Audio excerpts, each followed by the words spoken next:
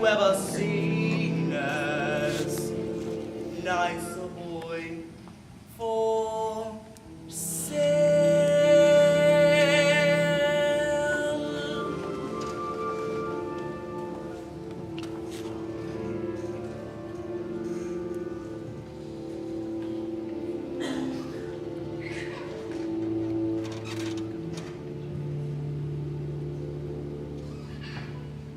Liberal terms, Mrs. Sowerberry. Liberal terms. £5.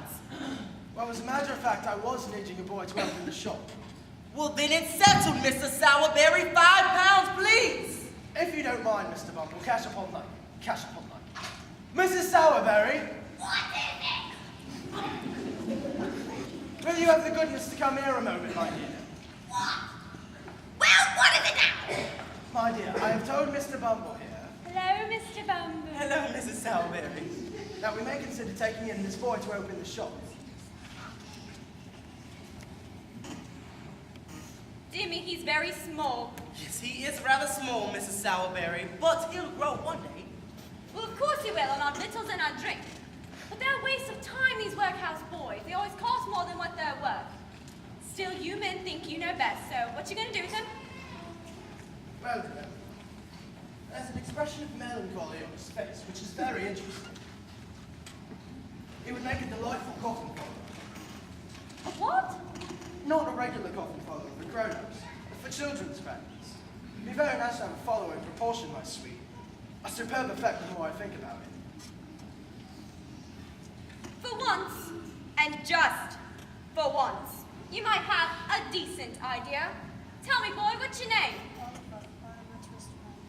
A singular name. I'm Mom, and one of my very own choosing. Yours, Mr. Bumble? Mine, Mrs. Sowerberry. Well, how's that, Mr. Bumble? Well, you see, the boy's mother, she comes to me destitute one night. She gives birth to the young lad and promptly dies without leaving so much as a forwarding name or even an address. Dear, dear. Come, boy. Now tell me, do you think you can look like that gentleman in that picture up there? Maybe if I had a black hat. Never mind black hats. No, no, no. He's quite right. Henry, go get him a top hat. We must do this proper and correct. Now stand there. Stand there, boy, under the picture. Good, good. Henry, hurry up! Henry, bring! Quickly, quickly! Good, good, good. Now, can you keep that expression on your face for a long time, boy? With the crowd watching you? Yes, ma'am, I think so. He's a born undertaker's mute. I can see him in a black silk suit, following me on the funeral procession with his features fixed in a suitable expression. There'll be horses with tall black plumes to escort to the family tombs, with mourners in all corners who've been taught to weep in tune. In the coffin lined with satin, that's your funeral. That's your funeral. Large enough to wear your rat in, that's your funeral. That's your funeral. We're just here to glamorize you for that endless sleep. You might just as well look fetching when you're 6 feet deep. At the wake we'll drink a toddy to the body beautiful. That's your funeral. Not our funeral. That's your funeral. If you're fond of overeating, that's your funeral.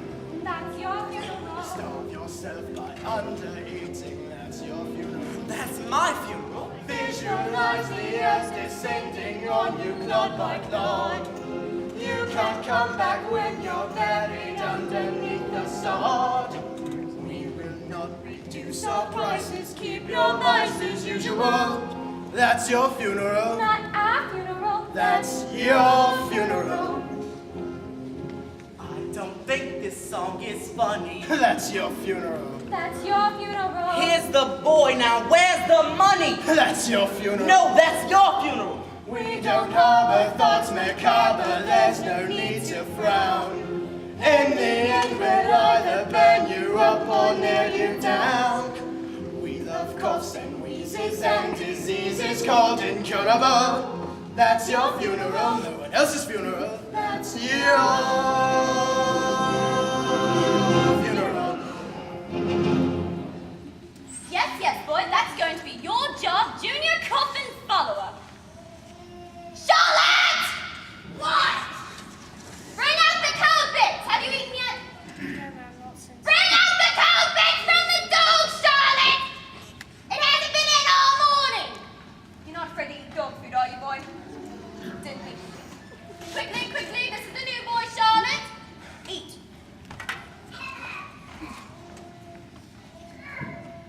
Have you done?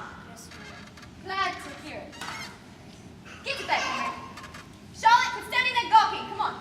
Now, Oliver Twist, your bed is among the coffins. I don't suppose you mind sleeping among them, but even if you did, there's nowhere else for you to sleep.